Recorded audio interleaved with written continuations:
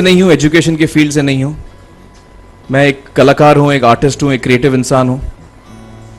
और आप लोग बेहतर जानते हैं एजुकेशन के बारे में, इतने साल से आप एजुकेशन चला रहे हैं। पिछले कुछ साल से मेरा अनुभव हुआ है, चूँकि मैंने कुछ फिल्में की हैं। एक फिल्म थी तारे ज़मीं पर, और अभी हाल ही में मेरी जो फिल्म आई है 3 इडियट्स, ये दोनों फिल्में एजुकेशन के टॉपिक पर हैं। तो लिहाजा मैं इस वजह से मैंने काफ़ी रिसर्च की एजुकेशन के ऊपर, और कुछ चीज़ें मेरे सामने आई हैं और वो चीज़ें मैं आपके सामने रखना चाह रहा हूँ। आज यहाँ पेरेंट्स हैं, एजुकेटर्स हैं, टीचर्स हैं, बच्चे भी हैं। हो सकता है पता नहीं मैं कितना सही बोल रहा हूँ, गलत बोल रहा हूँ, लेकिन मेरे कुछ विचार हैं जो मैं आपके सामने रखना चाहूँगा एजुकेशन से जो जिनका संबंध है। और वो ये कि सबसे पहले तो हर बच्चा ख़ास होता है। ये मैंने डिस्कवर किया अपने रिसर्च में। हर बच्चा ख़ास होता है।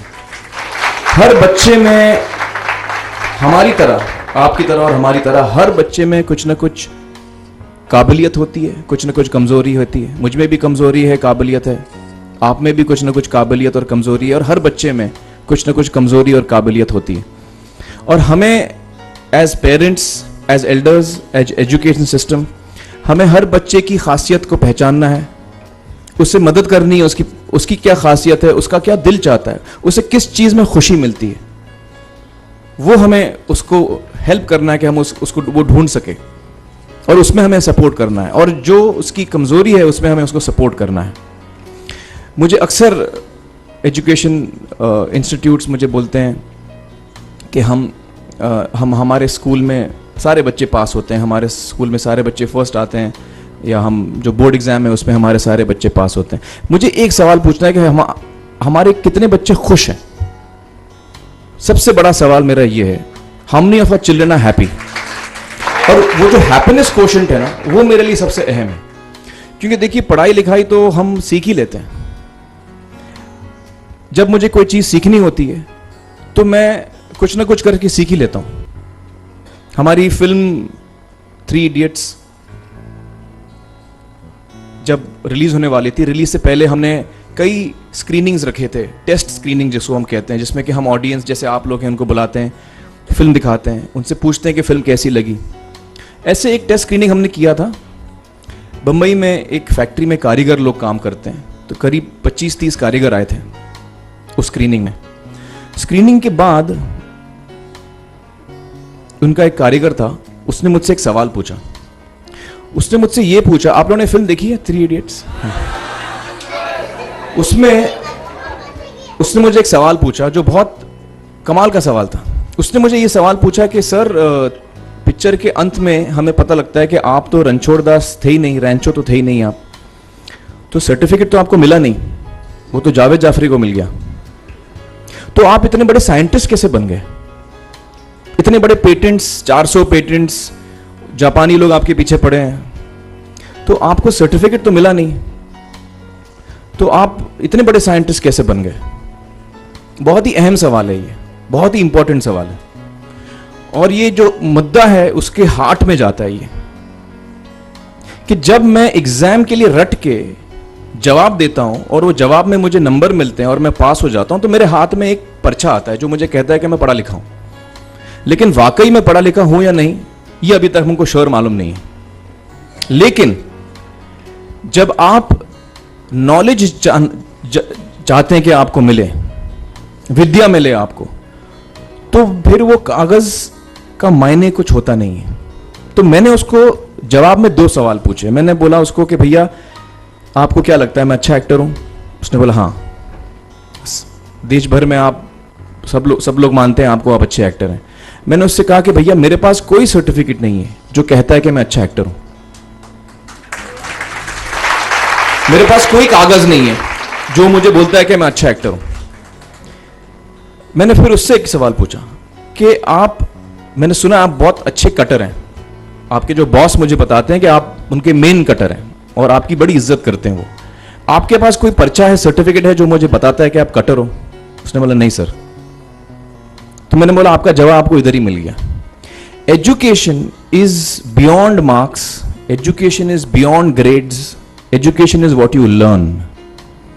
और मेरी इच्छा है कि हिंदुस्तान में हम एजुकेशन को इस नजरिए से देखें कि हम अपने बच्चों को वाकई शिक्षा दें। और शिक्षा हम खुशी से दें, क्योंकि शिक्षा में सिर्फ ज्ञान नहीं होता, शिक्षा में एक और चीज मिली हुई होती है, वो ये है कि हम अपने बच्चों को डेवलप करते हैं एज ह्यूमन बींग्स। आगे चल के वो जिंदगी में अच्छे इंसान बने, आगे चल के वो अपने पैरों पे खड़े रह सकें, आगे चल के वो इज्जत की जिंदगी जी सकें, आगे चल के वो दूसरों के बारे में ध्यान रखें, आगे चल के वो किसी के चेहरे पे मुस्कुराहट ला सकें, आगे चल के वो किसी की मदद कर सकें। This is what we should develop of our children. ये मेरी फीलिंग है। मैं जहां भी देखता हूं, ये मेरे साथ भी हुआ है।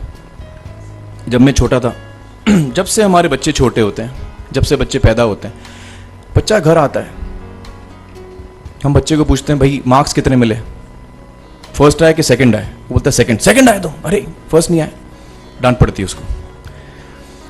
जो बोलता है मैं 10th आया तो उसकी तो हालत ही बुरी हो जाती है। बच्चे को लगता है यार ये फर्स्ट आना बड़ा जरूरी है। उसको रेस में हम पूछते हैं तुम रेस में फर्स्ट आए कि सेकंड आए? में हम उसको बचपन से, जब से वो केजी लोअर केजी में होता है, जब लोअर केजी में रेस होती है, चमचा मुंह में लगा के उसमें नींबू डाल के भागते हैं। उसमें भी हम बच्चे को पूछते हैं अरे मेरा बेटा फर्स्ट आएगा, लाओ बेटा मेरा फर्स्ट आना। मतलब पेरेंट्स चिल्ला रहे हैं बेटा भागो, मतलब नींबू लेके भागो।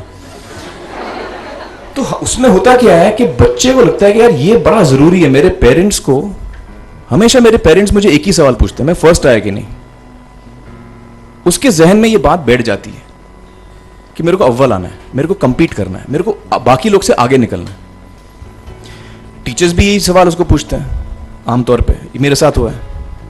होता क्या है कि जब वो बच्चा 21 साल का होता है तो वो बड़ा सेल्फिश हो जाता है, और उसको सेल्फिश हमने बनाया, हमारे सिस्टम ने बनाया। वो अपने बारे में सोचता है और किसी के बारे में नहीं सोचता है, क्योंकि यही हमने उसको ट्रेन किया बचपन से। बचपन से हमने उसको यही ट्रेन किया कि बेटा तुम पहले आना, बाकी सब लोग को भूल जाओ। तो जब वो नौजवान बनता है तो उसका नजरिया सोसाइटी की तरफ यही हो जाता है कि भैया मुझे आगे बढ़ना है, बाकी सब बाय हुक और by crook I must succeed, I don't care about anybody else. मेरा ये दिल कहता है, मेरा ये दिल चाहता है कि अगर हम जितने यहां पेरेंट्स हैं, एडल्ट्स हैं, यंगस्टर्स हैं जो कल जाके पेरेंट्स बनेंगे, अगर हम अपने बच्चों को ये सीख दें जब वो छोटे हैं, जब वो घर आए हम उसको ये सवाल पूछें, ये नहीं पूछें कि मार्क्स कितने मिले, उसको ये पूछें कि बेटा आज तुमने किसकी मदद की, आज तुमने किसके चेहरे पे मुस्कुराहट लाई। अगर हम उसको ये पूछें तो उसको ये लगेगा कि यार जरूरी ये है। मेरे पेरेंट्स मुझे हमेशा ये पूछते हैं, मार्क्स का तो कभी पूछते नहीं, वो मुझसे ये पूछते हैं कि भैया तुमने किसको हेल्प किया आज। तो हेल्प करना लोगों को, लोगों के बारे में सोचना, लोगों के चेहरे पे मुस्कुराहट लाना, ये मेरे पेरेंट्स के लिए बड़ा इंपॉर्टेंट है। साइकोलॉजिकली वो इस चीज के साथ बड़ा होगा। स्कूल वही जाएगा, पढ़ाई लिखाई वही करेगा, वो उसका नजरिया थोड़ा बदल जाएगा। जब वो बच्चा नौजवान बनेगा, 21 साल का होगा, और सारे बच्चे उस उम्र के जब 21 साल के होंगे, हमारी सोसाइटी चेंज हो जाएगी।